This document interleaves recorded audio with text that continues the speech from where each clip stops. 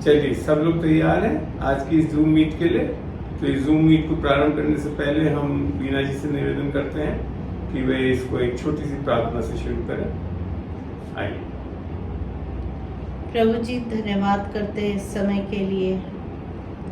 ना तो हमारे बल से ना हमारी शक्ति से, परंतु खुदावंद आपकी आत्मा के द्वारा प्रभु जी जिस कार्य के लिए आपने इस पृथ्वी धरती पे हमें प्रभु जी भेजा, अपने बीज से प्रभु अभिषेकित बीज से उत्पन्न किया, ताकि प्यारे परमेश्वर हम जिंदा रहकर प्रभु आपके कार्यों को कर सके, जो उद्धार का कार्य डरते और कांपते हुए। प्रभु जी, आप आज प्यारे खुदावंदा इस जूम मीट में प्यारे खुदावंदा ऐसा अनुग्रह दीजिए प्यारे खुदावंदा कि हम आपको गहरी तरीके से जान सके। प्यारे परमेश्वर, आप राजाओं के राजा हैं, आप प्रभुओं के प्रभु हैं। आपका जीवित वचन प्रभु हमें सिखाता है प्यारे खुदावंदा। प्रभु जी, आप सर्वप्रिया, आप अल्फा और आप ओमेगा है, आप आदि और अंत है प्यारे परमेश्वर। ओ स्वर्गीय राजाओं के राजा है प्यारे परमेश्वर। आपके पूरा प्रभु जी प्रभुत्व आपके कांधे पे है प्यारे खुदावंदा, और आप सबसे बढ़कर प्रभु हमसे प्रेम करने वाले हमारे अब्बा है, उसके लिए धन्यवाद करते हैं। आज प्रभु जी होने दीजिए कि इस मीटिंग के अंदर प्रभु आपकी प्रभुता और प्यारे खुदावंदा हम समझ सके, सीख सके। और जब प्यारे परमेश्वर हम आपकी प्रभुता सीखते हैं, प्रभु होने दीजिए कि आपके पीछे हो ले, आपके अनुग्रह के द्वारा आपकी आवाज़ सुनकर आपके पीछे हो ले। प्रभु ऐसा ज्ञान प्रकाशन एक एक जन को दीजिए। सारा आदर इज्जत मांगते यीशु के नाम से, आमीन आमीन आमीन। चलिए, बड़ा अच्छा लग रहा है और लोग जुड़ गए हैं। जय मसीह की, जय मसीह की, जय मसीह की। हम इस सभा को शुरू करने वाले हैं, और इससे पहले कि हम मैं अपना ये सारी चीज़ों को, अस्त्र शस्त्रों को खोल लूँ, ताकि जोरदार लड़ाई हो सके। किससे? आप लोगों से नहीं, उससे जिससे लड़ना है हमें। आमीन। चलिए, आज जो विषय है ईश्वरों का परमेश्वर, ये बाइबल का बहुत ही संदर्भित विषय है और इसको जानना बहुत जरूरी है। नहीं तो कई बार हम लोग कई चीज़ों को सही समझ नहीं होती, तो हम ईश्वर, हमारे बाइबल के परमेश्वर को ईश्वर भी बोलते। तो आपको ये भी बता दूं, कई हिंदी ट्रांसलेटेड बाइबल में जो वास्तव में परमेश्वर है इस बाइबल का, उसको ईश्वर भी बना दिया गया। कोई बात नहीं है, ये त्रुटियां कभी कभी होती हैं, मगर तब भी आत्मा से चलने वाले इन सब चीज़ों को समझ सकते हैं, और उससे भी ऊपर भर कर और वचनों से ही आज मैं आपको सिखाना चाहूँगा कि अंतर क्या है परमेश्वर और ईश्वर में, ताकि आप अच्छी तरह समझ सकें। इंग्लिश में God of Gods, G capital है, और गॉड्स में छोटा जी, अर्थात वो बाइबल का परमेश्वर नहीं है। आमीन। चलते हैं। मतलब भी परमेश्वर ने मनुष्य को इस धरती पे छोटे जीव वाला गॉड बनाया है। आमीन। ईश्वर के रूप में बनाया है। चलिए, देखते हैं वचनों से। तो आइए, बाइबल को खोल के हम इसका अध्ययन करेंगे। चलिए, खोलिए मेरे साथ खोलिए पहला कुरिन्थियों 8:4। यहाँ यूं लिखा है, अतः मूर्तों के सामने बलि की हुई वस्तुओं के खाने के विषय में हम जानते हैं। मूर्तों के सामने बलि करके चढ़ाने का जो प्रथाएं हैं वो अक्सर धर्मों में है। यहाँ तक कि पुराने नियम में मूर्तियों के ऊपर तो नहीं, मगर परमेश्वर के सामने बलि चढ़ाने की प्रथा है। बलि चढ़ाने की प्रथा सारे धर्मों में पाई जाती है। मतलब यहाँ लिख रहा है पौलुस, तो वो विशेषकर जो मूर्ति पूजक लोग हैं, वो जो भी चढ़ाते हैं अपनी मूर्तों के सामने, उसके विषय में लिखता है कि मूर्त जगत में कोई वस्तु नहीं है।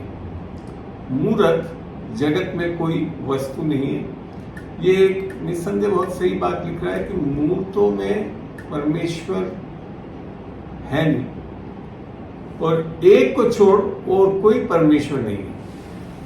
तो बाइबल बड़ा स्पष्ट बताती है कि परमेश्वर तो एक ही है। यहाँ तक लोगों का भी विश्वास यही है कि परमेश्वर एक है। मगर सही रूप से जानते नहीं कि वो सच्चा एक इकलौता परमेश्वर कौन है। आज की इस विषय में जब हम अध्ययन करेंगे, हो सकता है आप लोगों को ये चीजों से स्पष्ट हो सके कि वास्तव में परमेश्वर कौन है। पहला कोरिन्थियों 8:5 में लिखा है, यद्यपि आकाश में और पृथ्वी पर बहुत से ईश्वर कहलाते हैं। यहाँ परमेश्वर कहलाते हुए नहीं लिखा है। यद्यपि आकाश में और पृथ्वी पर बहुत से ईश्वर कहलाते हैं, जैसा कि बहुत से ईश्वर और बहुत से प्रभु हैं। ये वास्तविकता है, बाइबल का सत्य भी है, जब भी लिखा गया, पवित्र आत्मा ने यहाँ दिखाया है। तो ये जो है, ये शब्दों का जो खेल है, इस खेल तो नहीं बोलूंगा, समझ जो है वो ये है कि बाइबल में इब्रानियों में जो पुराने नियम में लिखा हुआ है, वहां बाइबल के परमेश्वर को इलोहिम बोला गया है। इलोहिम अर्थात इलोही नहीं, इलोही तो इसका सिंगुलर फॉर्म है। इलोहिम अर्थात त्रिएक परमेश्वर के बारे में है, प्लूरल है वो। भविष्य क्या बोलते हैं उसको, प्लूरल वर्ड है। और जो ईश्वर शब्द है वो वहां पे थियोस है, THEOS, अर्थात और भी आत्मिक चीजें हैं, वो थियोस है, उनको ईश्वर बोला गया है। तो यहां जब ये पौलुस लिख रखा है तो उसी संदर्भ में लिख रखा है, यद्यपि आकाश में और पृथ्वी और बहुत से ईश्वर कहलाते हैं, जैसा कि बहुत से ईश्वर और बहुत से प्रभु हैं। आपको ध्यान है, 6 में जाते तो वहां पे भी लिखते कि प्रधानताएं, स्वर्गीय प्रधानताएं, ये सारी चीजें लिख रखी वहां। तो वो जो चीजें हैं जो आत्मिक जगत में हैं, वो थियोस है, जो इब्रानियों में लिख रखा है, और उसका मतलब है ईश्वर। और हिंदी में उसको, इंग्लिश में छोटे जी से गॉड्स बोला जाता है। चलिए इसको भी हम कोशिश करता हूँ, मैं पैरेलल इंग्लिश और हिंदी दोनों दिखाऊं आपको, तो अच्छा रहेगा। एक मिनट खोल दूँ, वर्जन सही वाला खोल देते हैं। जैसे यहाँ लिखा है 8:4 और 8:5 में लिखा है इंग्लिश में, for thou there be that are called gods, छोटे जी से है, वेदर इन हेवन और in earth, as there be gods many and lords many. ठीक है, तो यहाँ पे ये चीज आ रही है। तो परमेश्वर अलग है, ईश्वर अलग है। फिर लिख रखा है, तो भी हमारे निकट तो एक ही परमेश्वर है, अर्थात पिता। ये एक और बड़ी चीज आती है निकल के, नए नियम में आकर आने के बाद ही पता पड़ता है कि ये जो परमेश्वर है वो वास्तव में आत्मा का पिता है। किसका पिता? आत्माओं का पिता है। तो यहाँ पे स्पष्ट है, पिता परमेश्वर जो पिता, जिसकी ओर से सब वस्तुएं और हम उसी के लिए हैं, और एक ही प्रभु है अर्थात यीशु मसीह। और सच्चा प्रभु, प्रभु तो मैंने अभी बताया, और भी प्रभु हैं और भी ईश्वर है, पर सच्चा प्रभु कौन है? यीशु मसीह। आइए आगे चल के बहुत चीजें आज सीखने के लिए मिलेगी, आप बने रहिएगा और बच्चों से ही सीखेंगे। फिर लिखा है, एक ही मसीह जिसके, एक ही प्रभु अर्थात यीशु मसीह, जिसके द्वारा सब वस्तुएं हुई और हम भी उसी के द्वारा हैं। चलिए, तो यहाँ समझ में आ रहा है कि परमेश्वर अलग है, ईश्वर भी हैं और भी प्रभु भी हैं, और सच्चा प्रभु यीशु मसीह, जिसके द्वारा सारी सृष्टि की रचना की गई है। अब चलते हैं 7वें आयत में। परंतु सबका ये ज्ञान नहीं है। देखो, जब आपका सही ज्ञान नहीं होगा तो सही विश्वास भी नहीं होगा, और सही ज्ञान जो है वो परमेश्वर के वचन अर्थात बाइबल में मिलता है। मैं आपको बता दूं, मैं बहुत ज्ञानवान रहा हूं संसारिक ज्ञान के हिसाब से, और अच्छा रहा हूं, परंतु जब मैं परमेश्वर के वचन को पढ़ा तभी मुझे समझ में आया कि सच्चा ज्ञान क्या है, और तब मैं जाकर सही विश्वास में चला, और आज जो सेविकाई कर रहा हूं, क्योंकि मैं इस वचन को आज भी पढ़ता रहता हूं और आगे भी पढ़ता रहूंगा, इसके लिए ज्ञानवान बनता जाऊंगा, और यहीं पे सारा ज्ञान छुपा है।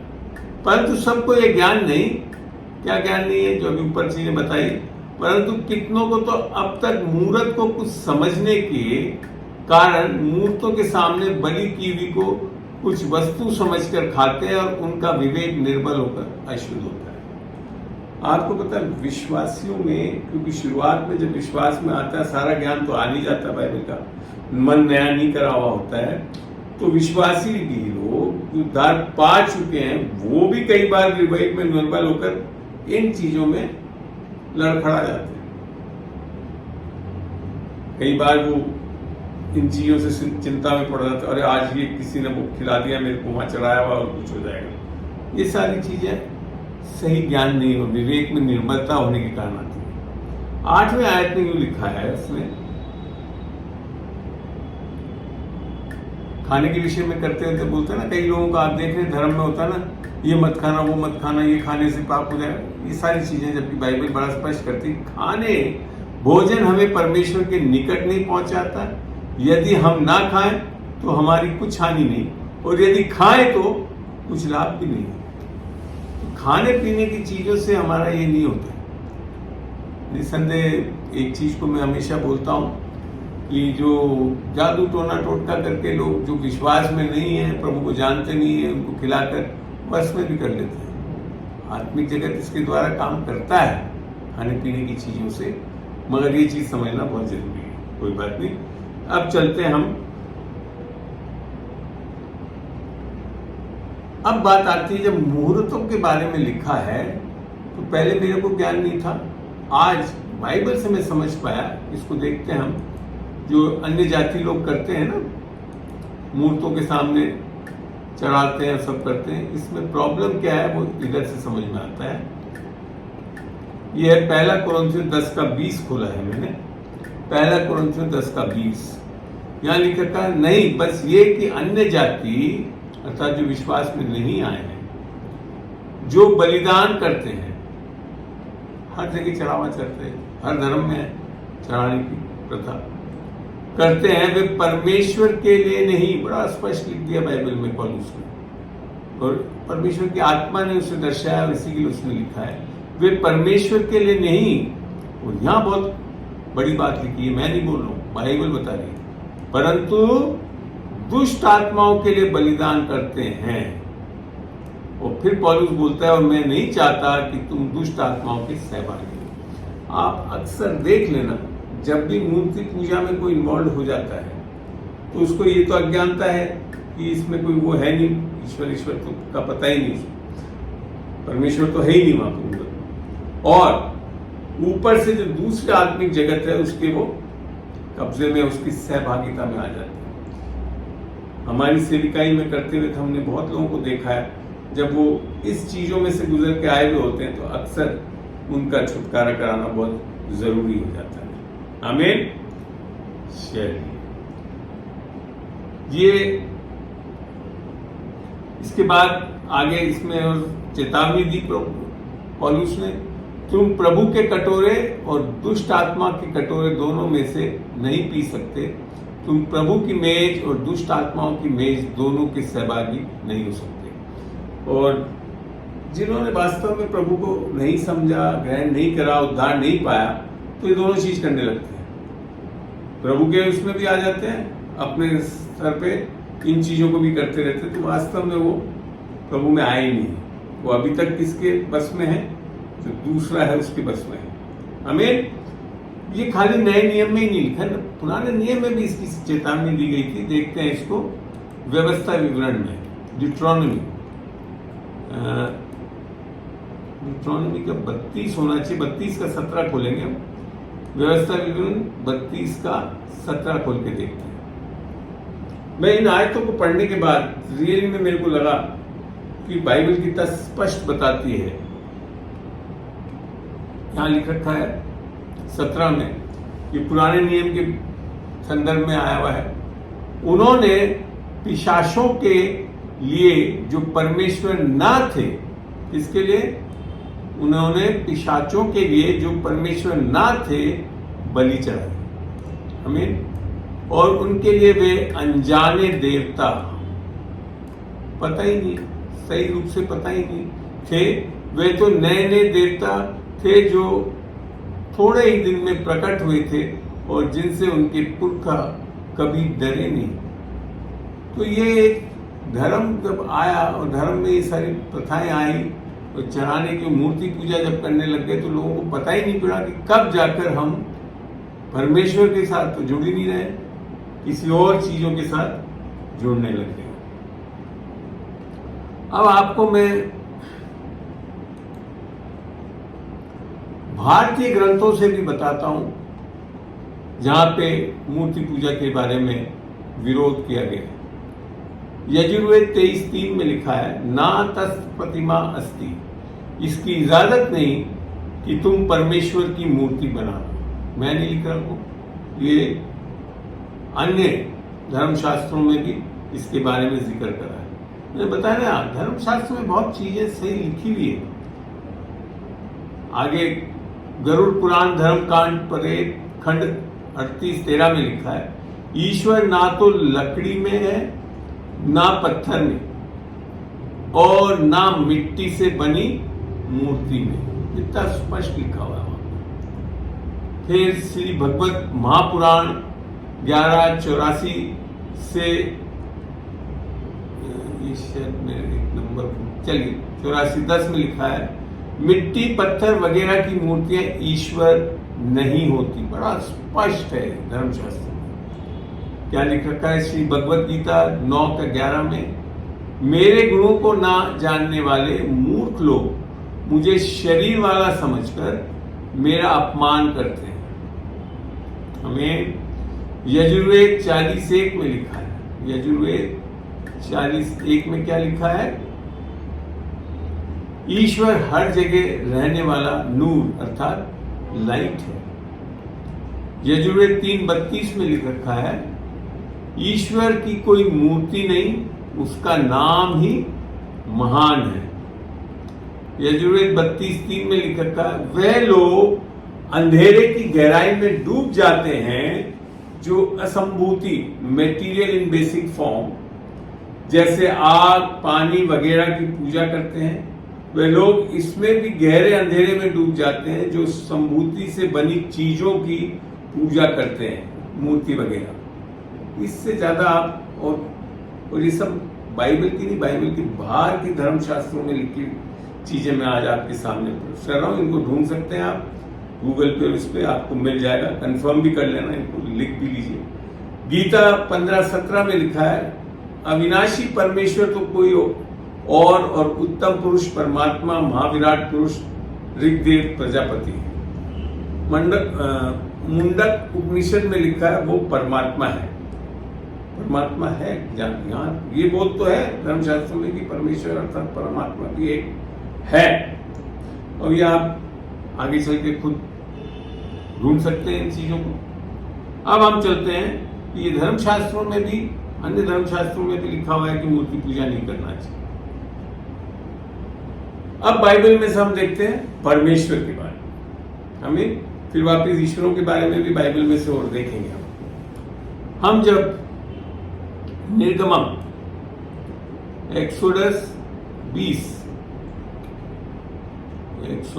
निर्गमम 20 का हम 1 से पढ़ना शुरू करेंगे आज। चलिए, तब परमेश्वर ने, यहां लिख रखा है, तब परमेश्वर ने ये सब वचन कहे, जो नीचे अब आगे आ रहे हैं। परमेश्वर स्वयं बता रहा है ये चीज, मैं तेरा परमेश्वर यहोवा हूं। अर्थात बाइबल का परमेश्वर वास्तव में सच्चा जीवता परमेश्वर है। तो वो बोल भी रहा है, मैं तेरा परमेश्वर यहोवा हूं जो तुझे दासत्व के घर अर्थात मिस्र देश से निकाल रहा है। जब यहूदियों को ये लेकर आया मिस्र देश से मूसा के साथ, तो वो सच्चा परमेश्वर था और उसने ये आज्ञा भी दी, तू मुझे छोड़, दूसरों को परमेश्वर करके, परमेश्वर नहीं माने परमेश्वर समझकर, अर्थात ईश्वर है किसी भाई, यहाँ इंग्लिश में बड़ा अच्छा लिखा है, thou shalt have no other god, छोटा जी से बिफोर मी, ठीक है ना। हिंदी वर्जन में दूसरों को परमेश्वर करके ना मानना, बड़ा स्पष्ट हिदायत दी गई कि जो भी चीज बाइबल के परमेश्वर को छोड़ के और किसी को परमेश्वर मत मान लेना। हमें और आगे और भी क्या हिदायत दी है, तू अपने लिए कोई मूर्ति खोद कर ना बनाना, ना किसी की प्रतिमा बनाना जो आकाश में या पृथ्वी पर या पृथ्वी के जल में है। ये बहुत स्पष्ट चीज बता दी, ठीक है। अब चलते हैं और वचनों से भी देखते हैं। हम व्यवस्था विवरण 10 का 17 देखते हैं एक बार, वहां क्या लिखा हुआ है। 10 का 17 में यूं लिखा है, पढ़ते हैं, क्योंकि तुम्हारा परमेश्वर यहोवा वही ईश्वरों का परमेश्वर, तुम्हारा परमेश्वर यहोवा वही ईश्वरों का। तो ईश्वरों का भी असली परमेश्वर कौन है? इस बाइबल का परमेश्वर, आमीन। और प्रभुओं का प्रभु है, क्योंकि आगे चल के हम देखेंगे कि यीशु मसीह जो प्रभु है वो भी वास्तव में परमेश्वर। ये त्रिएकता में यही बात आती है, आगे चल के वचनों से भी सिखाऊंगा मैं। तो वास्तव में और वो कैसा है? वह महान, पराक्रमी और भय योग्य परमेश्वर है, जो किसी का पक्ष नहीं करता और ना घूस लेता है, आमीन। ये हमारा परमेश्वर घूस लेने वाला, हम कुछ करें तो कुछ करके नहीं देता है, उसने सब कुछ करके दे दिया ताकि हम सब कुछ पा सकते हैं, क्योंकि वो सब कुछ अनुग्रह से करने वाला परमेश्वर प्रेम से करता है, आमीन। अच्छा लगा, समझ में आ रहा होगा आप लोग को। अब चलते हैं हम यशाया में।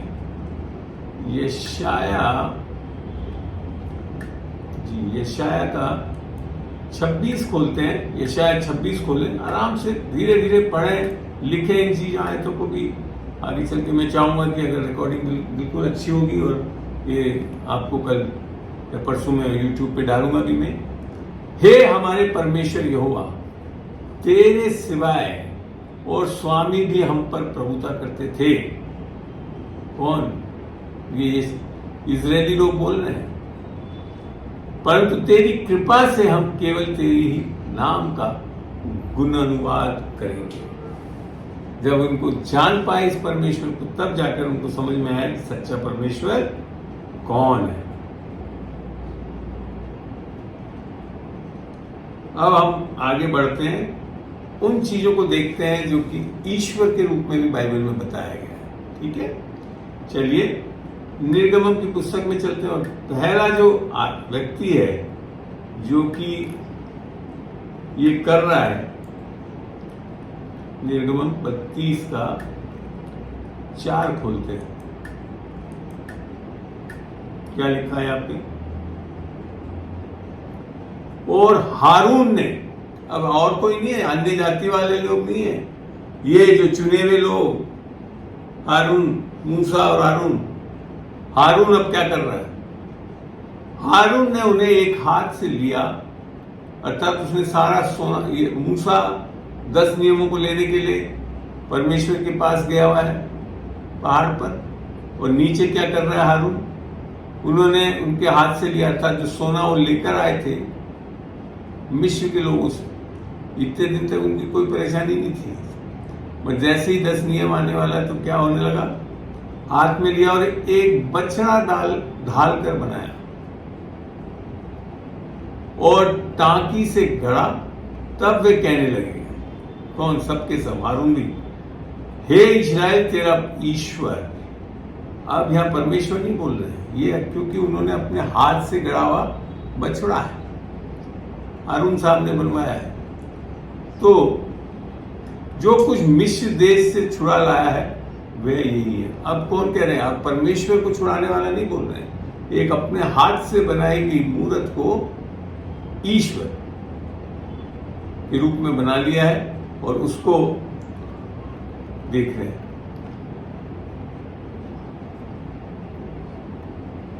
और 5वीं आयत में क्या लिखा है? हारून की बाई आगे एक वेदी बनाई और ये प्रचार किया, कल यहोवा के लिए पर्व होगा। तो ये देखिए कि बड़ा अजीब चीज है कि मूर्ति पूजा चुने हुए लोग कर रहे हैं। उनका जो एक तरह से हारून को, मूसा और हारून को परमेश्वर अपना रिप्रेजेंटेटिव करके भेज रहा, वो लोग मूर्ति पूजा शुरू कर रहे हैं। हमें ये ध्यान रखिए, विश्वासी लोग बहुत जल्दी पढ़ सकते हैं इन चीजों में। चलते हैं खैर, आगे देखते हैं 32 का 8 में चल के देखते हैं क्या लिखा है।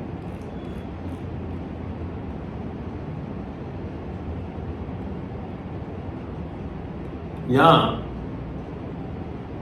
और जिस मार्ग पर चलने की आज्ञा मैंने उनको दी थी उसको झटपट छोड़कर, परमेश्वर ने तो बोला था मैं ही तुम्हारा परमेश्वर, मुझ छोड़ो, किसी को दंडवत मत करना, बड़ा स्पष्ट बोला था जब हमने निर्गमन 20 में पढ़ा था। क्या करने लगे? छोड़कर उन्होंने एक बछड़ा डालकर बना लिया, फिर उसका दंडवत किया और उसके लिए बलिदान भी चढ़ाया और ये कहा है कि इस्राएलियों, तुम्हारा ईश्वर जो तुम्हें मिस्र देश से छुड़ा ले आया वह यही है। कितना बुरा लगा होगा उस परमेश्वर जो स्वयं इनको अपने हाथों में उठाकर निकाल के लेकर आया। ऐसे लोग किसके पीछे मुड़ गए? मूर्ति पूजा। अब समझ में आ रहा है बाइबल में कितना संदर्भित है ये चीजें। तो और ये करने वाले और कोई अन्य जाति वाले नहीं, अन्य जाति की भी बातें आएंगी, मगर ये ईश्वर चुने हुए लोग, यहूदी लोग ये करना शुरू कर दिया था। अब चलते हैं हम यशाया में। यशाया लिख पा रहे हैं आप लोग? नोट करें, पढ़ें इसको आगे पीछे, जब और आपको अच्छा प्रकाशन मिलेगा। हम चलते हैं यशाया 41 का और 23 में चलेंगे। 41 का 23 खोल रहा हूं जी। यहां यूं लिखा 41 का 23।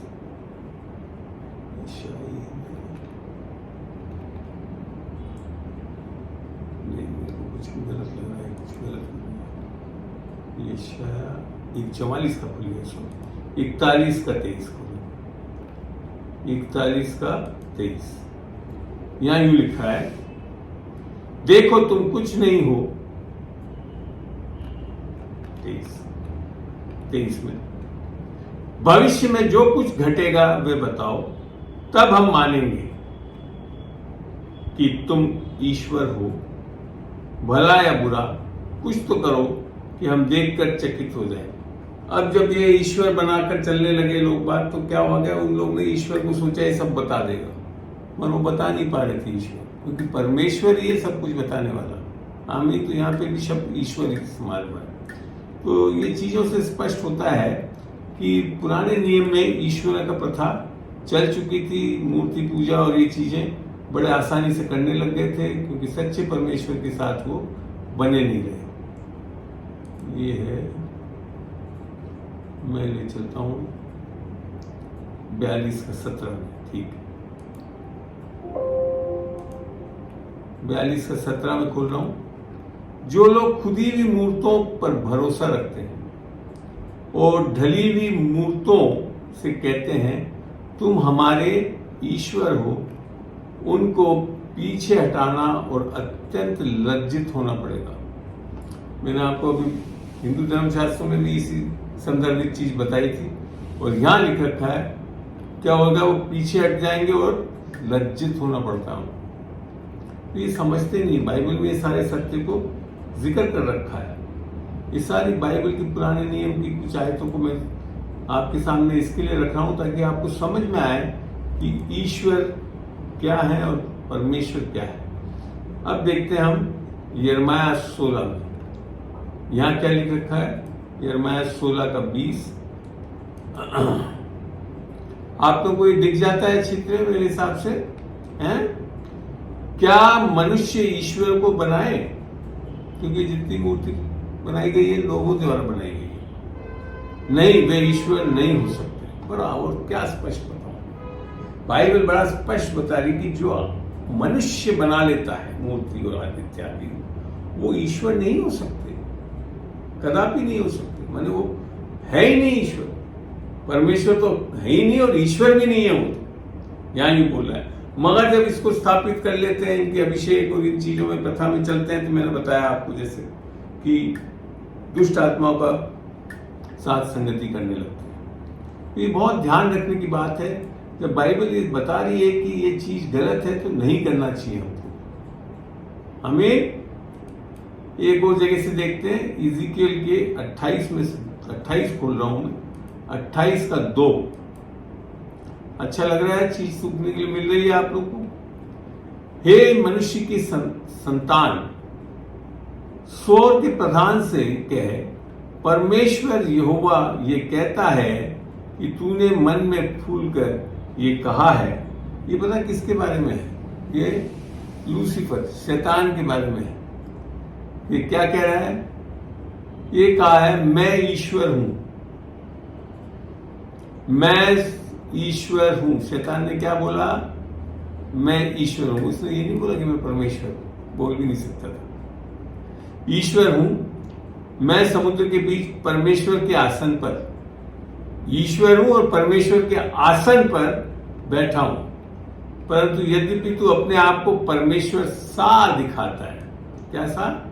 परमेश्वर सा दिखाता है, तो भी तू ईश्वर नहीं, मनुष्य ही। बाइबल इतनी गहरी बातें बता रही है यहाँ पे, और आप इन चीजों को पढ़ें तो सही में आपको सही ज्ञान मिलेगा और आप बड़ी बड़ी बातों को समझ सकते हैं। शैतान हमारे ऊपर राज्य नहीं कर सकता है। आमीन। और उसी के बारे में आगे लिखा है, तब क्या तू अपने घात करने वाले के सामने कहता रहेगा, मैं परमेश्वर हूं? अपने घायल करने वाले के हाथ में ईश्वर नहीं, मनुष्य ही ठहरेगा। मैंने यहां तक बोल दिया वचन कि तुम ईश्वर भी नहीं ठहरोगे, तुम तो खाली मनुष्य ही ठहरोगे। स्वर्गदूत से सारा चीज गिर चुका था वो, और ये हालत थी उसकी।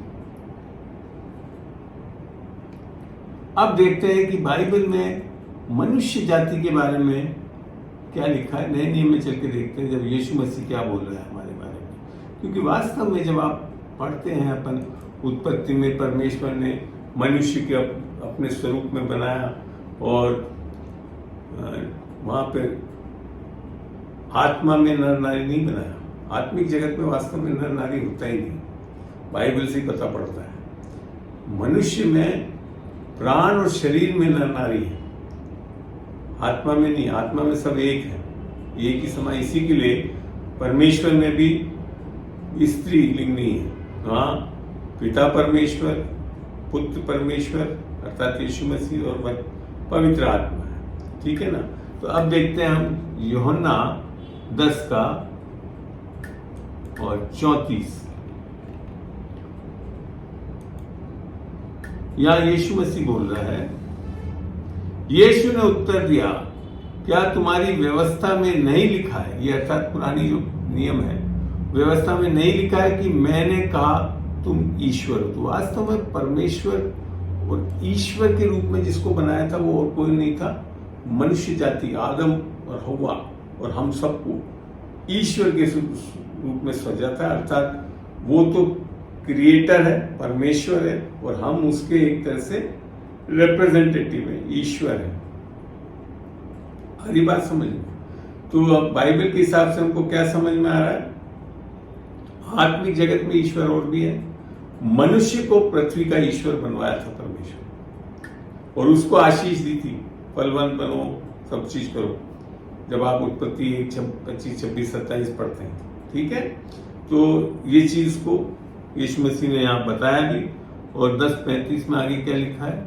यदि उसने उन्हें ईश्वर कहा जिनके पास परमेश्वर का वचन पहुंचा, और पवित्र शास्त्र की बात लोप नहीं हो सकती। परमेश्वर ने अपने मुख के वचन से उन्हें आशीष करा, उन्हें ईश्वर की सामर्थ्य, ईश्वरीय सामर्थ्य, परमेश्वर की सामर्थ्य, ईश्वरीय सामर्थ्य। क्योंकि हम लोग सृजन करता नहीं, सृजने वाला हमको कौन है?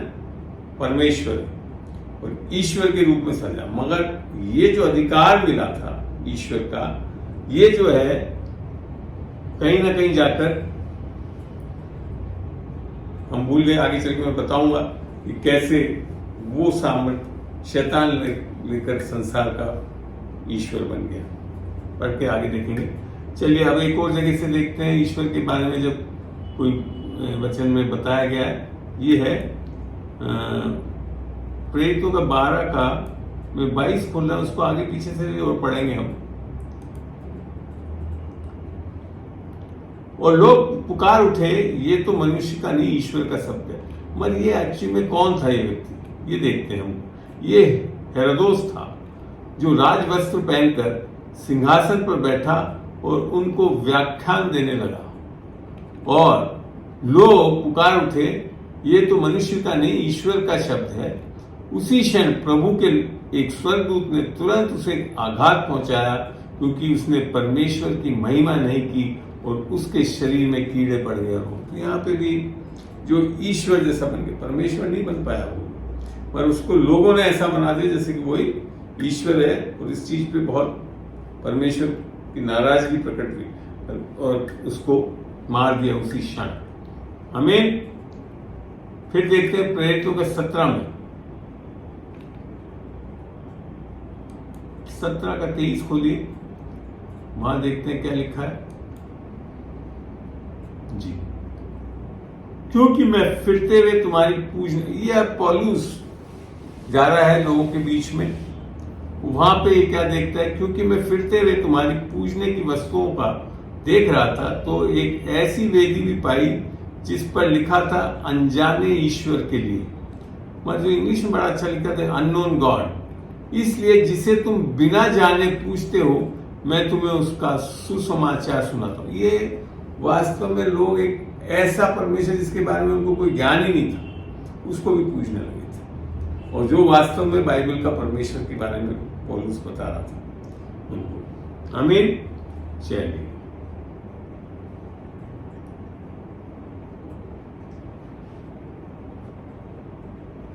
फिर देखते हैं हम प्रेरितों में 19 में, जो हमारे को एक चीज और स्पष्ट करता है। 19 का 26 खोल रहा हूं मैं जी। 19 का 26। आज वचन बहुत शेयर करूंगा मैं आप लोगों से, इसके थोड़ा समय लगने की संभावना है, बने रहिए। और तुम देखते और सुनते हो कि केवल इफिसुस ही में नहीं, वरन प्राय सारे आसिया में ये कह कहकर इस पौलुस ने बहुत लोगों को समझाया और भरमाया भी। दोनों चीज बोलती, समझाया भी और भरमाया भी, क्योंकि लोग मूर्ति के बेचने और उसमें बहुत बड़ा धंधा होता था वहां पे। तो वहां ये समझाया और भरमाया भी है कि जो हाथ की कारीगरी है वे ईश्वर भी नहीं है। परमेश्वर तो बहुत दूर की बात है, वे तो ईश्वर भी नहीं है। आमीन।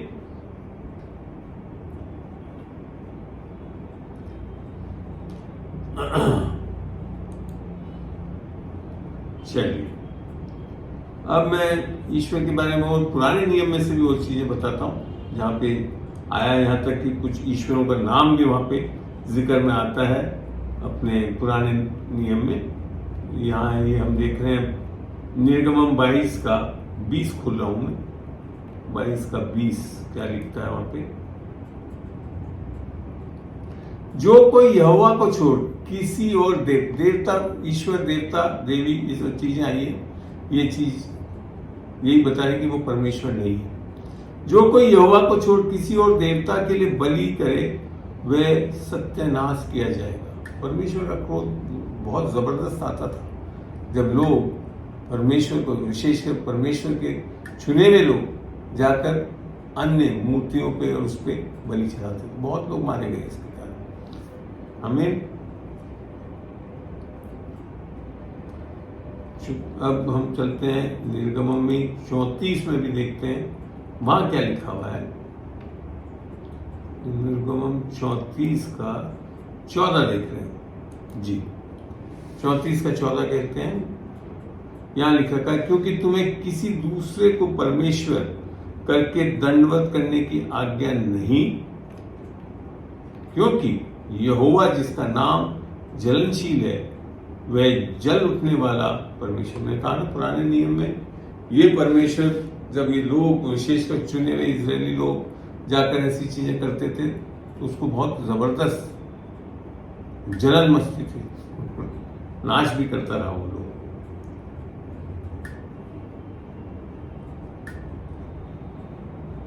अब देखते हैं हम जजेस को क्या बोलते हैं हिंदी में, मेरे ख्याल से जजेस का क्या है, कोई बता सकता है जजेस हिंदी में क्या है? न्यायो। हाँ? बोले बोले। न्यायो। न्यायो, बिल्कुल सही, बहुत सही बहुत सही। इसका 8 खोलते हैं और हम जाएंगे 33 आयत, 8 की 33 आयत में जाकर देखेंगे। वहां पे एक पुराने नियम में ईश्वरों के बारे में जैसे आती चीज है वो दिखता है। गिदोन के मरते ही इजराइल फिर गया और व्यभिचारिणी के सामान बाल देवताओं के पीछे के हो लिया और बाल बरित, ये एक नाम है ईश्वर का, को अपना देवता मान लिया। तो बाइबल में बता रखा है कि परमेश्वर के अलावा ईश्वर हैं, देवता हैं, उनके नाम भी दे रखे हैं। तो ये सही है कि पुराने नियम में ये चीज आती है और लोग करते थे ये चीज, और ये सत्य है एक तरह से कि आत्मिक जगत में फिर और चीजें भी कार्यशील हैं और जिसके कारण प्रॉब्लम्स उठती हैं। और जैसे ये इजरायली लोग ने जब जैसे एक राजा की मृत्यु हुई तो किसके पीछे पड़ लिए? बाल बरित अपने देवता मान लिए, उसको देवता मानने लग गए।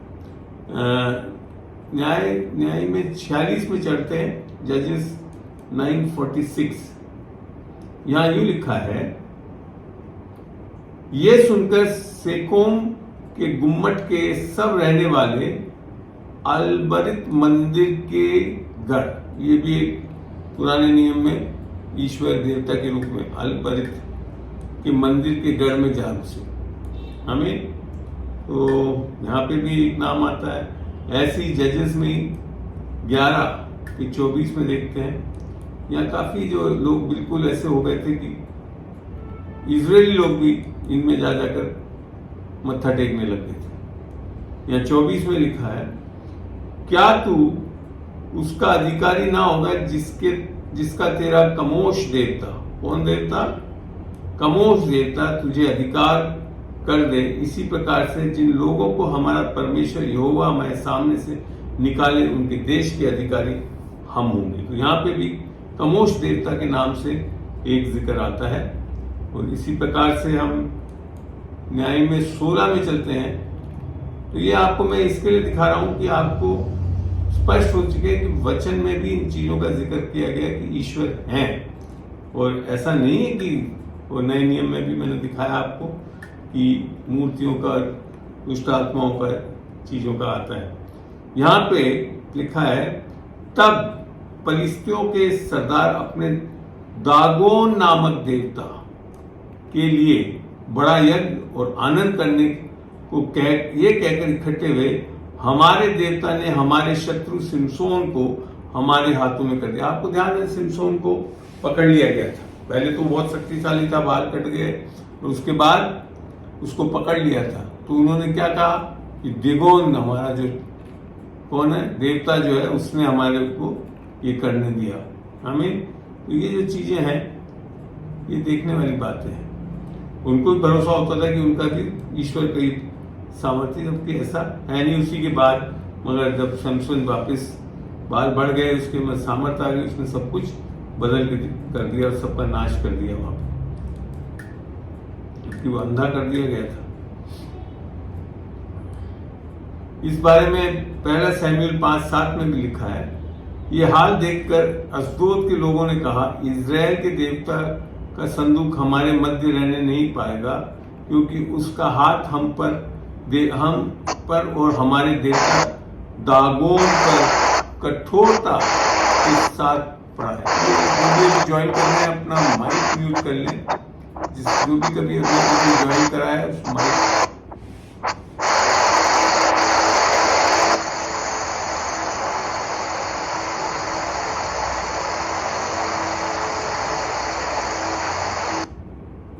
मैंने कर दिया, कोई बात।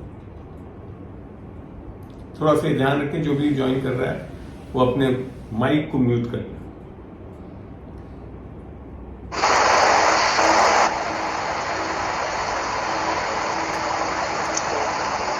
ये वाइबोर्ड 1906 से मैंने बंद करा है, वापस आपने ऑन कर लिया, प्लीज ना करें। कोई भी अपना माइक ऑन ना रखें, डिस्टर्बेंस आने लगती, रिकॉर्डिंग खराब हो जाता है। मैं बाद में आपको मौका दूंगा पूछने के लिए सबकी चीज के लिए। तो इस तरह से आप और भी बहुत है आयतें जहां मैं बता सकता हूं कि जैसे एक और देखते हैं हम दूसरा राजा में चल के देखते हैं, वहां पे भी एक देवता के बारे में जिक्र आता है। दूसरा राजा 1 का 2 पढ़ते हैं। अहाज्या एक जालीदार खिड़की में से जो सामरिया में उसकी अटारी में थी गिर पड़ा और बीमार हो गया। तब ये यहूदी व्यक्ति है, तब उसने दूतों को यह कहकर भेजा, तुम जाकर एक्रोन के बालजबूब नामक देवता से, देखो इजरायली लोग भी किसके पास जाने लग गए? अन्य देवताओं के पास जाने लग गए, परमेश्वर के पास नहीं रहते, जबकि परमेश्वर स्वयं बना हुआ था। और अपनी बीमारी के बारे में पूछा। तो ये चीजें बहुत बार आती है। मैं इसको रोका गया था इस व्यक्ति को और बताया गया था कि क्या परमेश्वर नहीं है तुम्हारे साथ, तो उधर जाने की जरूरत पड़ रही है तुम्हारे को। एक और देखते हैं दूसरा राजा में, दूसरा राजा का 19 और 37 खोल के देखें, जहां पे जो भी अभी जुड़ा है ये बंद कर ले अपनी माइक। यहां यूं लिखा है, वहां पे अपने देवता निस्त्रोक के मंदिर में दंडवत कर रहा था कि अदरमलेक और सिरसर ने उसका तलवार से कहा तो ईश्वर के दंडवत कर रहा था और वहीं पे मार गए उसके बेटे।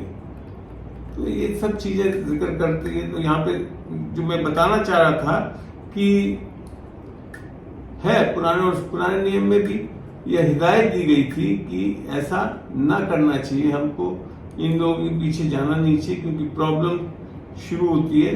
इसको देखते हैं भजन संहिता 16 का 14 खोलते हैं, तो वहां पे क्या हिदायत दी गई है? 16 का 4 में देखते हैं। वहां यूं लिखा है, जो पराये देवता के पीछे भागते हैं उनका दुख बढ़ जाएगा, मैं उन्हें लहू वाले अधर नहीं चढ़ाऊंगा और उनका नाम अपने होठों से नहीं लूंगा।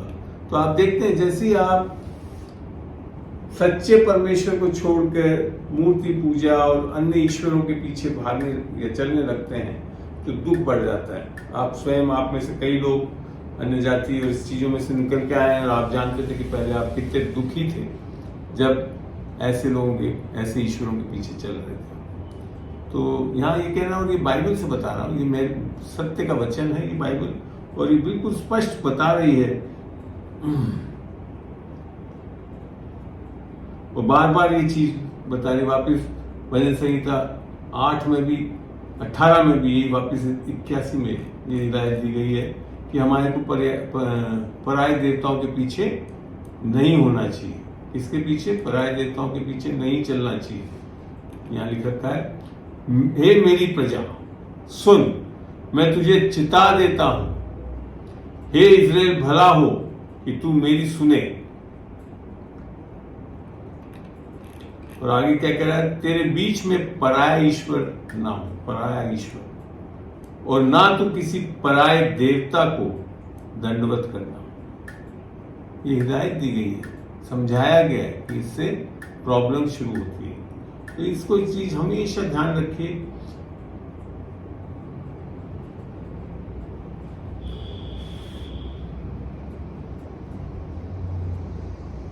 और यशाया में कई बार ये बताया कि आप ये लकड़ियों को खोद कर सोना चांदी से जो है ये चीजें जो हम बनाते हैं मूर्ति, वो सही प्रथा नहीं है, जो कि हम लोगों को बाइबल के सच्चे परमेश्वर को जानने के बाद ये चीज ध्यान रखनी चाहिए कि हमको इन चीजों में नहीं पढ़ना चाहिए, क्योंकि इनसे सारी चीजें प्रॉब्लम शुरू होती है। पढ़ते हैं इसको, यशाया 46 के 6 में, जो थैली से सोना उंडेलते हैं या कांटे में चांदी तोलते हैं, जो सुनार को मजदूरी देकर उससे देवता बनवाते हैं, तब वे उसे प्रणाम करके वरन दंडवत भी करते हैं। ये शुरू हो गया था, मूर्ति पूजा बहुत पहले से शुरू हो गई थी, पुराने नियम में बार बार आता है और नए नियम में भी इस चीज का जिक्र आया हुआ है कि ऐसे वेदियां बना रखे थे लोगों ने जिसपे वो चढ़ावा टाइप करते थे। इसको देखते हैं प्रेरितों के 7 और उसका 43 पढ़ के देखते हैं, वहां कोई चीज आ रही है। क्या है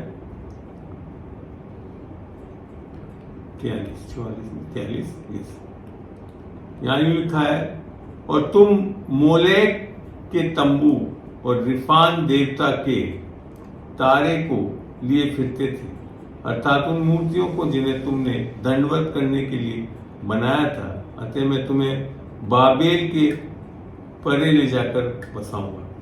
तो नए नियम में भी हम पाते हैं कि ईश्वर और देवताओं के बारे में जिक्र आता है। ठीक है,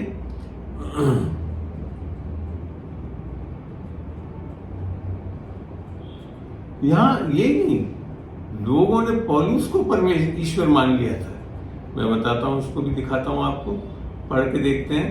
ये वो इंसिडेंस है जब पौलुस जो है एक आइलैंड पे चला गया था, तूफान आने के कारण उनको खाली करना पड़ा जहाज, वहां पहुंच गया था और वो बैठे थे, आग जलाए बैठे थे, और वहां पे एक सांप निकला और पौलुस के हाथों में लिपट गया। वहां की बात है, ये 6 आयत में लिखा है। परंतु वे प्रतीक्षा कर रहे थे कि वे सूझ जाएगा, उसको काट भी लिया था या एकाएक गिरकर मर जाएगा। परंतु जब वे बहुत देर तक देखते रहे और देखा कि उसका कुछ भी नहीं बिगड़ा, तो और ही विचार कर कहा, यह तो कोई देवता है। इंग्लिश में भी लिखा है, and said that he was a God. पौलुस को ईश्वर बना लिया था।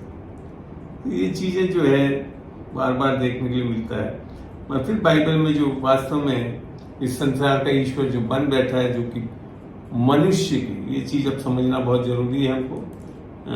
ये देखते हैं हम 2 कुरिन्थियों में चल के 4:4 पढ़ते हैं, जो सबसे बड़ी प्रॉब्लम जो कर रहा है संसार में। यहां लिखा है, और उन अविश्वासियों के लिए जिनकी बुद्धि इस संसार के ईश्वर अर्थात शैतानी ताकत है, शैतान है, इस संसार के ईश्वर ने अंधी कर दी है, ताकि मसीह जो परमेश्वर का प्रतिरूप है उसके तेजों में सुसमाचार का प्रकाश उन पर ना चमके। ये बहुत बड़ी चीजें हैं समझने की। ये जो ईश्वर बना है शैतान, वो किसके द्वारा बना है? आदम और हव्वा जब पाप में गिरे तो जो अधिकार उनको मिला था ईश्वर के रूप में संसार में बनाया था परमेश्वर, वो अधिकार किसने ले लिया? शैतान ने। और वो फिर संसार का ईश्वर बन गया, परमेश्वर नहीं, संसार का ईश्वर बन गया। अब आपको ये बताऊं, यहां बहुत बड़ी चीज लिखी हुई है। शैतान वचन को चुरा सकता है और सुसमाचार को ढांपता है। वचन को चुराता है, जो कि हम बीज बोने वाले जो दृष्टांत है उसमें है ना, कि चिड़िया आती और वचन को, चिड़िया बीज को खा जाती है।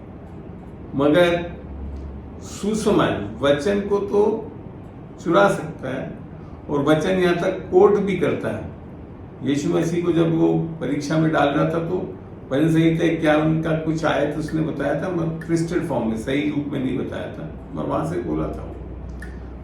और यहां एक बहुत बड़ी चीज लिख रखी, सुसमाचार जिसमें सामर्थ्य परमेश्वर की, उसको क्या कर देता है? ढांप देता है। ये चीज आपको बहुत समझना है कि ईश्वर जो है, ये जो ईश्वर है, ये अच्छाई के लिए काम नहीं करता।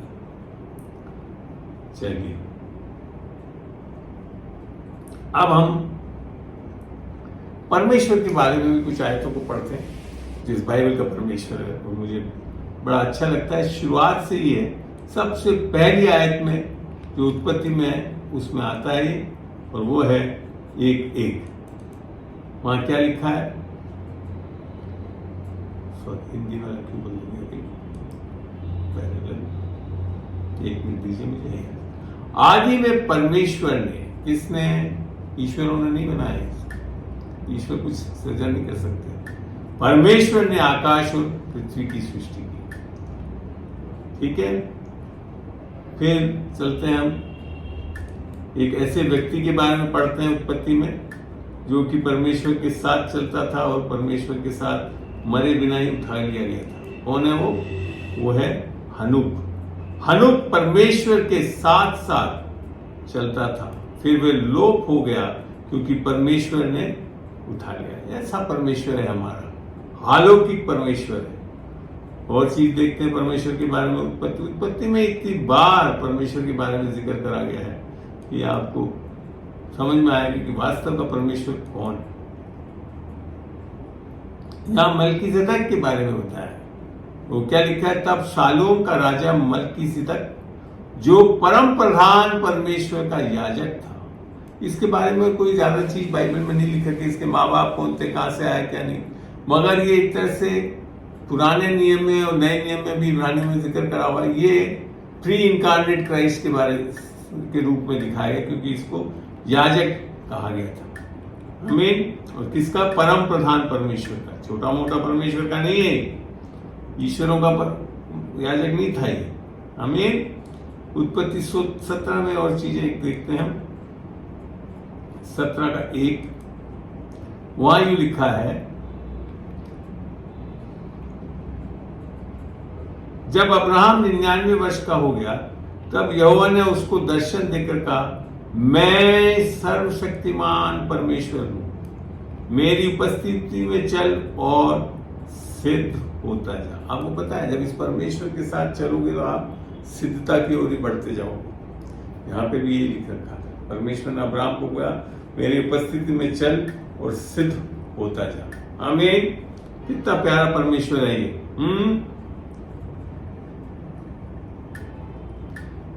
इस बाइबल के परमेश्वर ने मूसा को क्या बोला, कभी देखा? पढ़ते हैं निर्गमन 3:14 में क्या है यहाँ पे लिखा हुआ?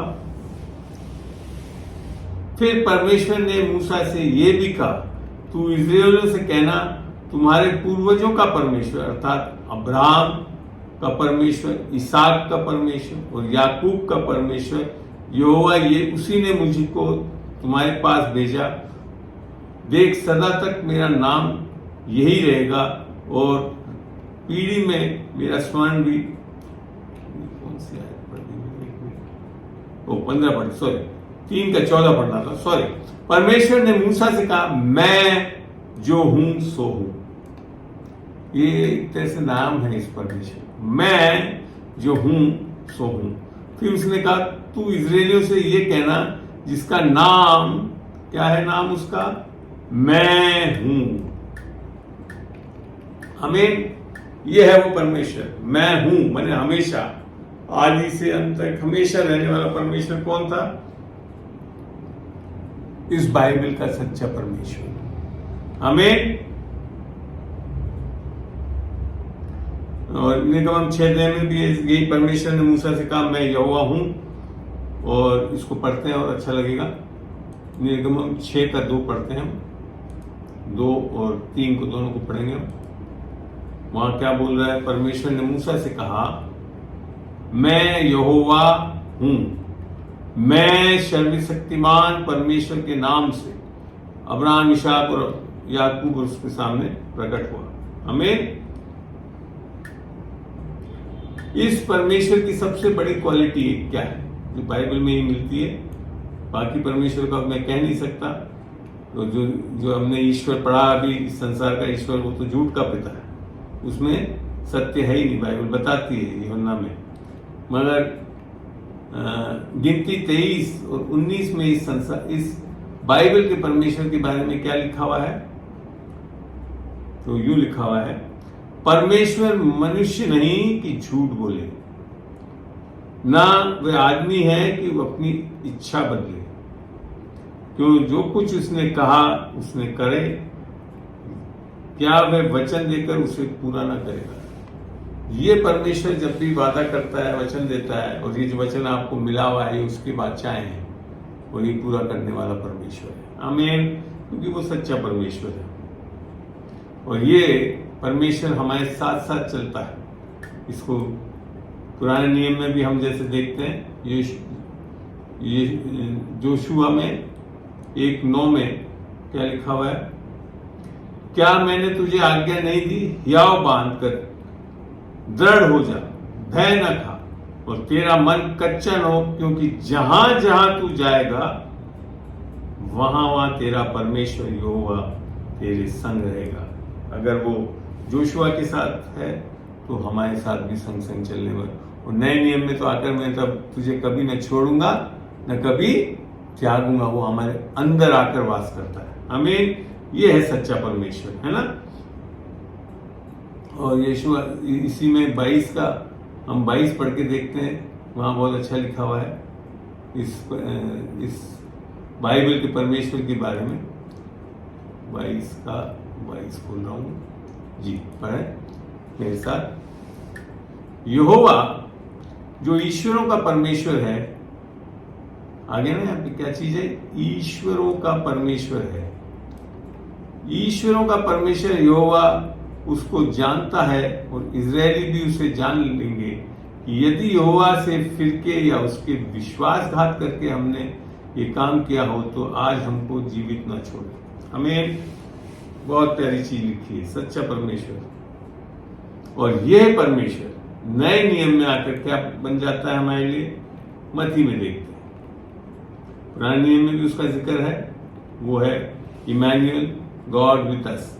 और मत्ती में भी उस चीज को जाकर बताया 1:23 में जाकर, ये जो बाइबल का परमेश्वर वो कहाँ पे आना चाहता है, हमारे साथ साथ जीना चाहता है। देखो, एक कुंवारी गर्भवती होगी और एक पुत्र जनेगी, उसका नाम इमैनुअल रखा जाएगा, जिसका अर्थ है परमेश्वर हमारे साथ है। यीशु मसीह हमारे साथ है और वो भी परमेश्वर है। यशाया 9:6 में लिख रखा है, 9:6 में।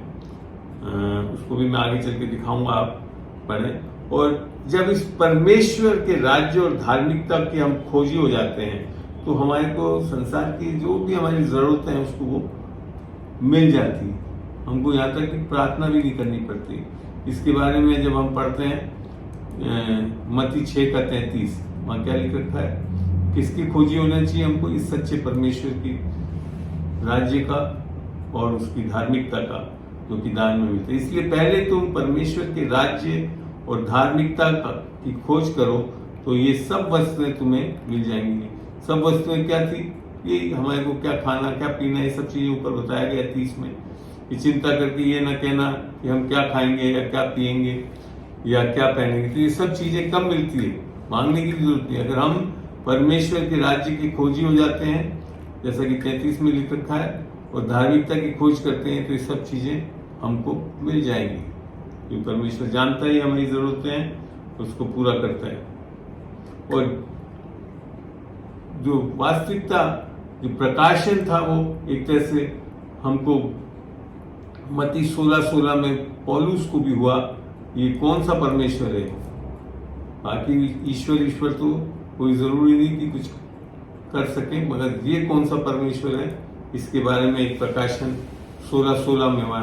सिमोन पतरस ने उत्तर दिया, तू जीवते परमेश्वर का पुत्र मसीह। जीवते परमेश्वर, हमारा जो बाइबल का परमेश्वर कौन सा है, जीवता, हमेशा जीवता परमेश्वर।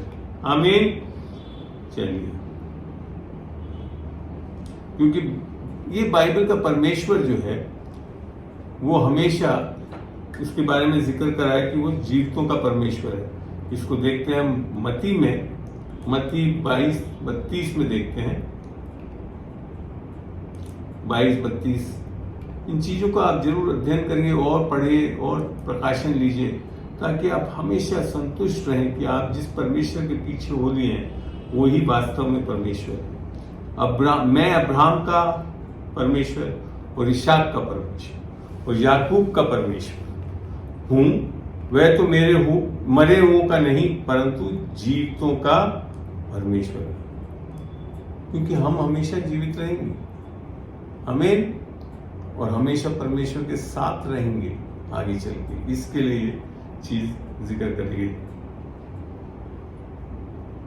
और जो वास्तव में जो उत्तम है, भला है, सच्चा है, वो ये बाइबल का परमेश्वर है, जिसके लिए खुद यीशु मसीह ने भी बोल दिया। मरकुस 10 खोल के देखते हैं, 10:27। ये जो भला परमेश्वर है, कैसा परमेश्वर है, 10:27 यीशु ने उनकी ओर देखकर कहा, मनुष्य से तो ये नहीं हो सकता, परंतु परमेश्वर से हो सकता है, क्योंकि 10:18 देखना था पहले, मरकुस 10:18। ये वहां पे जब वो व्यक्ति आया उद्धार पाने के बारे में बात करने लगा, तो वहां पे क्या बोला उसने? यीशु ने उससे कहा, तू मुझे उत्तम क्यों कहता है? कोई उत्तम नहीं, केवल एक, अर्थात परमेश्वर है। परमेश्वर ही उत्तम है, परफेक्ट है, होली है, पवित्र है, धर्मी है, न्यायी है, तो वो ही है एक उत्तम। आमीन। ये जानना जरूरी है कि ऐसे परमेश्वर को हमको जानना बहुत जरूरी है। और बाद में यीशु मसीह ने इस परमेश्वर पे विश्वास करने के बारे में भी बोला कि हमको किस पे विश्वास करना चाहिए? परमेश्वर। बल्कि आप इसको पढ़ेंगे तो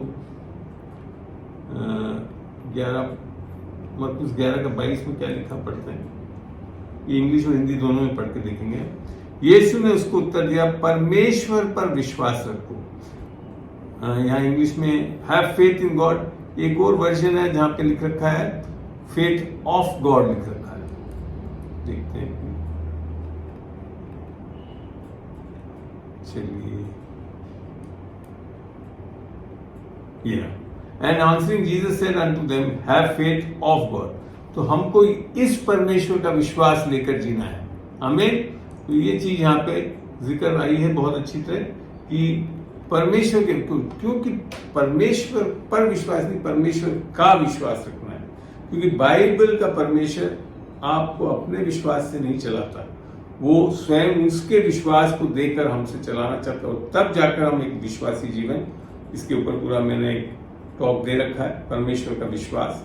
उसको हमेशा आप जरूर ढूंढ के देखिएगा। अगर नहीं आप ढूंढ पाते तो मेरे को आप व्हाट्सएप करिए, मैं जरूर उसका लिंक भेज दूंगा, आप देख सकेंगे। तो यहाँ पे ये बहुत जरूरी है कि सही में जो विश्वास होना चाहिए वो हमारा परमेश्वर का विश्वास होना चाहिए। परमेश्वर का विश्वास जब हम होता है तो हम फिर बड़े आसानी से वो सारी चीजों को कर सकते हैं। और ये परमेश्वर के लिए कुछ भी असंभव नहीं है। जैसा लूका 1:37 में पढ़ के देख लेना, 38 में भी। और जो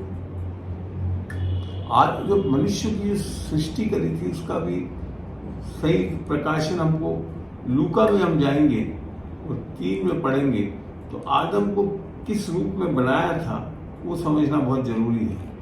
3:38 यहाँ इसका जिक्र आता है कि और वह एनोश का और वह सेत का और वह आदम, सेत का पुत्र आदम का पुत्र सेत था, और आदम को क्या कहा गया? और वह परमेश्वर का पुत्र था। आमीन। मनुष्य को किस रूप में बनाया परमेश्वर ने? अपने पुत्र के रूप में बनाया, संगति करने के लिए एक परिवार के रूप में बनाया था। कितना महान है परमेश्वर हमारे, जाकर हम देख पा रहे। ठीक है।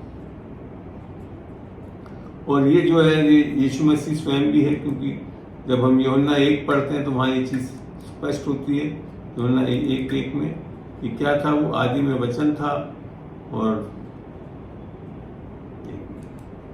दोनों ही दिखाता रहूंगा मैं, अच्छा लगेगा। आदि में वचन था और वचन परमेश्वर के साथ था और वचन परमेश्वर था। तो ये स्वयं पिता परमेश्वर और पुत्र परमेश्वर दोनों के बारे में बता, और पवित्र आत्मा स्वयं परमेश्वर है।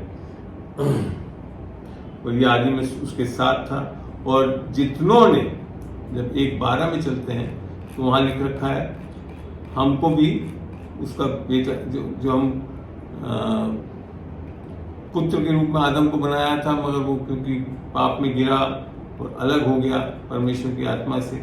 तो अब क्या लिखता है यहाँ पे? परंतु जितनों ने उसे ग्रहण किया था यीशु मसीह को, उसने उन्हें परमेश्वर के संतान होने का, जो प्रारंभिक रूप से परमेश्वर ने मनुष्य को बनाया था, होने का अधिकार दिया, अर्थात उन्हें जो उसके नाम पर विश्वास रखते हैं। और आगे लिखा था, वे ना तो लहू से, न शरीर से इच्छा से, न मनुष्य की इच्छा से, परंतु परमेश्वर से उत्पन्न हुए। ये होना बहुत जरूरी है। हर मनुष्य जो पाप में गिर गया है, आदम के कारण वो हुआ, हम सब पापी हैं, पाप और महिमा से रहित हैं। हम उस महिमा को, उस संबंध को कब पा सकते हैं? जब हम यीशु मसीह की लहू से माफी को स्वीकारते हैं और उसे अपना उद्धारकर्ता प्रभु ग्रहण करते हैं, तब हम परमेश्वर से उत्पन्न होते हैं, जिसे नया जन्म बोलता है यीशु मसीह। और दूसरा कोरिन्थियों 5:17 में लिख रखा है, जो मसीह में है वो एक नई सृष्टि है, पुरानी बातें जाती रही और सब कुछ नया हो गया। और ये जो यीशु मसीह था वही परमेश्वर को हमारे सम्मुख प्रकट कर सका। अगर किसी को देखना हो परमेश्वर को, तो क्या किसको स्वरूप में देखना था? यीशु मसीह जो पृथ्वी पर शरीर धारण करके आया हमारे और आपके लिए। अन्यथा परमेश्वर क्या है? बाइबल बताती है यूहन्ना 4:24, परमेश्वर तो आत्मा है ना? पिता परमेश्वर जो क्या है? आत्मा है। परमेश्वर आत्मा है, इसके लिए दिखता नहीं, और अवश्य है कि उसकी आराधना करने वाले आत्मा और सच्चाई में आराधना करेंगे।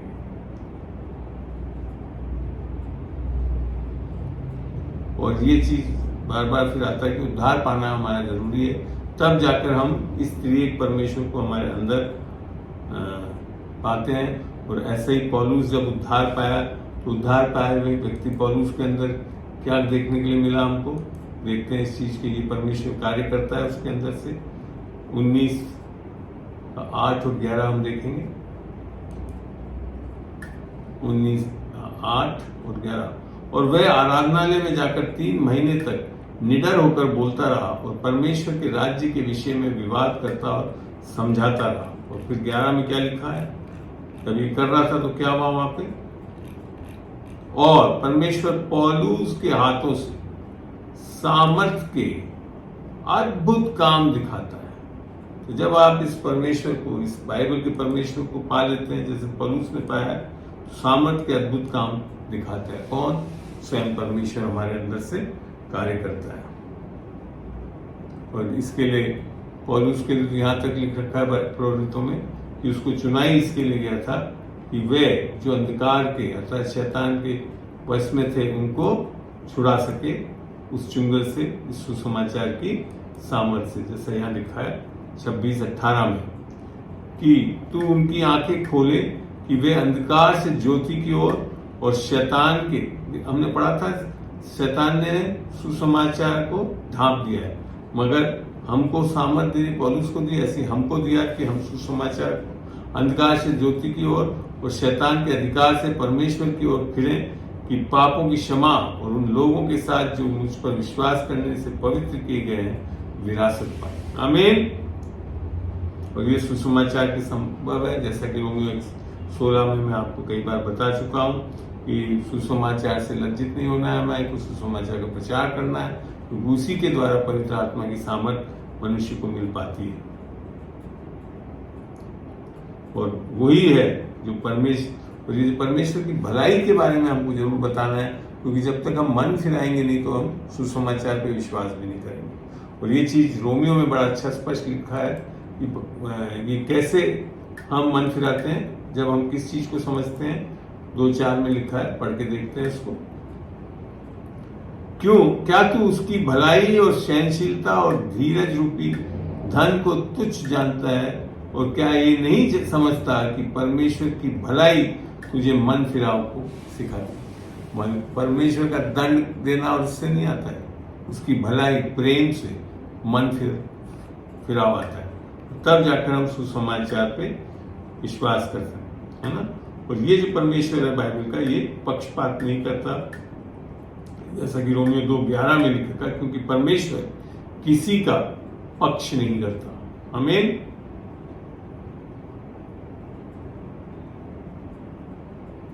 और जब हम बाइबल पढ़ते हैं तो जैसे ही अब्राहम ने इस परमेश्वर पे विश्वास किया तो उसे धर्मी ठहरा दिया गया। बाइबल में जब रोमियो 8:4 को पढ़ेंगे तो वहां लिखा है, धन्य है वह मनुष्य जो परमेश्वर पापी नहीं ठहराता और भक्तिहीनों को भी धर्मी ठहराता है, जैसा कि दाऊद भी बोलता है।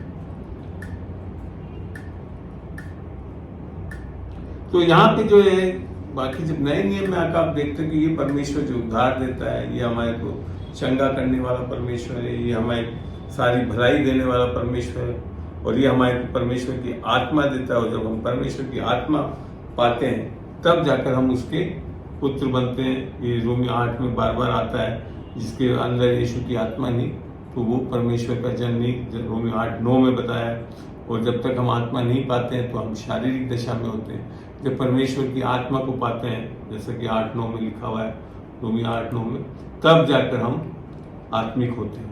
ऐसे नहीं हो जाते हैं कि जब तक हमारे अंदर परमेश्वर की आत्मा नहीं आएगी तब तक हम आत्मिक नहीं, परंतु जबकि परमेश्वर का आत्मा, इस बाइबल के परमेश्वर का आत्मा तुम में बसता है तो तुम शारीरिक दशा में नहीं परंतु आत्मिक दशा में हो।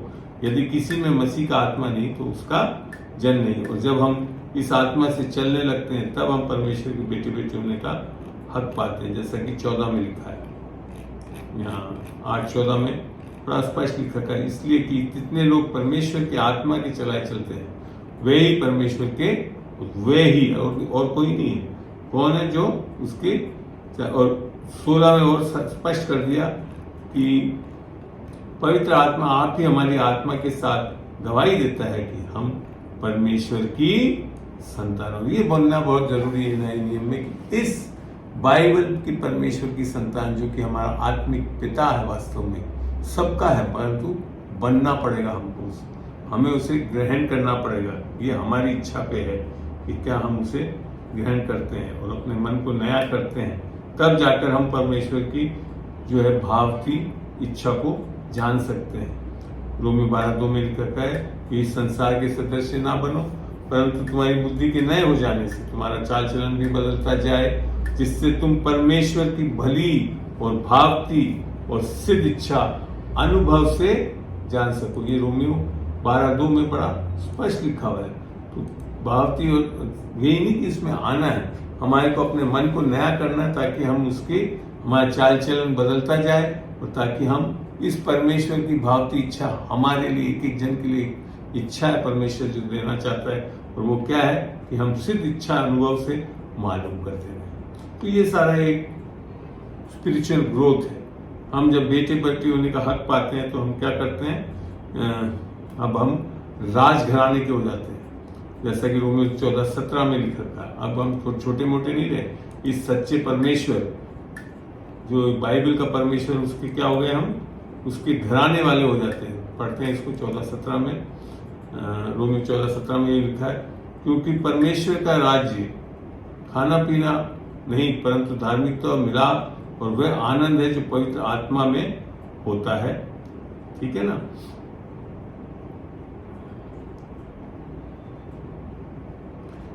मैं अब ज्यादा इसमें नहीं जाकर, क्योंकि समय काफी हो गया है।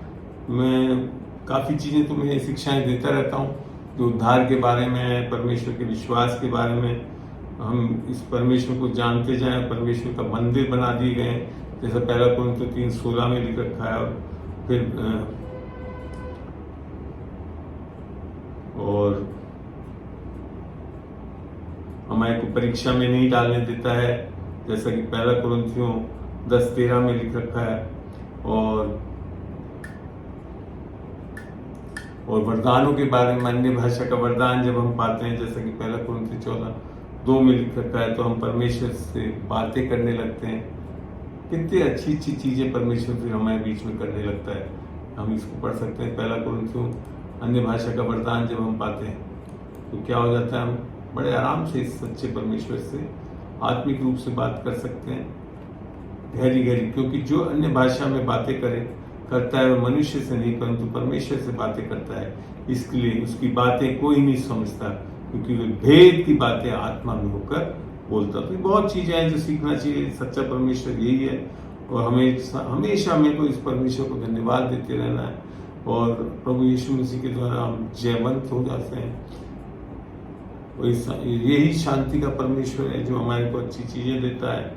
और बहुत चीजें इफ्सियों में फिर संसार के सदस्य मत बनो, और हम उसकी सामर्थ को लेकर चलने वाले हों, उसकी आत्मा के द्वारा हम परमेश्वर से एक हो जाते हैं। हम सही में हम पिता के रूप में उसको जानते हैं। और इफिसियों 2:22 में बड़ा अच्छा लगता है मेरे को, देखते हैं खुल के इफिसियों 2:22 को। अब हम ज़्यादा इसमें नहीं जाएंगे, बहुत लंबा ना करते हुए। ये सब चीज़ें आप बहुत बार पहले भी सीख चुके हैं। मेरा एक मेन मकसद था कि ईश्वर और परमेश्वर के बारे में डिफ्रेंशिएट करूं बाइबल, जिसमें तुम भी आत्मा के द्वारा परमेश्वर का निवास स्थान होने के लिए एक साथ बनाए जाते हैं। आमीन। ये इफिसियों 3 का पूरा चैप्टर आप पढ़ के देखना, उसमें बहुत अच्छा लिख रखा आत्मा से क्या क्या काम होते हैं। इफिसियों 3 अध्याय पूरा पढ़ना, आपको बहुत अच्छा लगेगा। और इफिसियों 4:5 में एक बहुत बड़ी बात लिख रखी है, इसको समझना हमारे लिए बहुत जरूरी है। यहाँ पे 4:5 में यूँ लिखा है, 5 और 6 पढ़ रहा हूँ मैं। एक ही प्रभु और एक ही विश्वास, एक ही बपतिस्मा और सबका एक ही परमेश्वर और पिता। खाली परमेश्वर नहीं, ये हमारा पिता भी है आत्मिक जगत में, जो सबके ऊपर और सबके मध्य में और सब में है। कब? जब हम यीशु को अपना उद्धारकर्ता प्रभु ग्रहण करते हैं।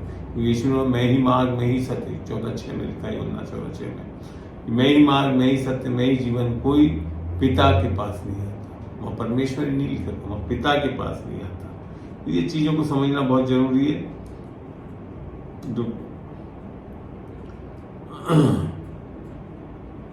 तो चलिए अब हम इसको, आप फिर कुलुस्सियों, थिस्सलुनीका में, इन चीजों में पढ़िए। बहुत चीजें लिखी हुई हैं जो कि परमेश्वर के बारे में एक विश्वासी के अंदर होना चाहिए, जिससे हम भक्ति में और शांतिदाता परमेश्वर से हमेशा जुड़े रहते हैं। चलिए एक चीज और मैं बताना चाहता हूँ।